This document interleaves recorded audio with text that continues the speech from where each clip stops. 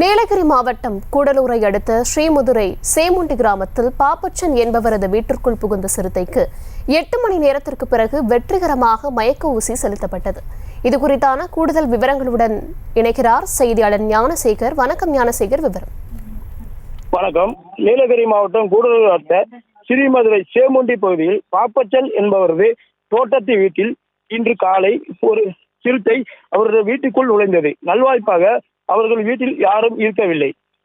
காலை முதல் வனத்துறையினர் சிறுத்தையை பிடிக்க பல்வேறு முயற்சிகள் செய்தும் இறுதியில் டாக்டர் ராஜேஷ் தலைமையிலான மருத்துவ குழு மயக்க ஊசி செலுத்தி வெற்றிகரமாக சிறுத்தையை இப்பொழுது பிடித்து முதுமலை வனப்பகுதிக்கு எடுத்து சென்று கொண்டிருக்கின்றனர்.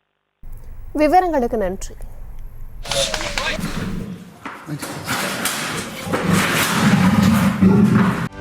செய்திகளை உடனுக்குடனும் துல்லியமாகவும் தெரிந்து கொள்ள சப்ஸ்கிரைப் பண்ணுங்க.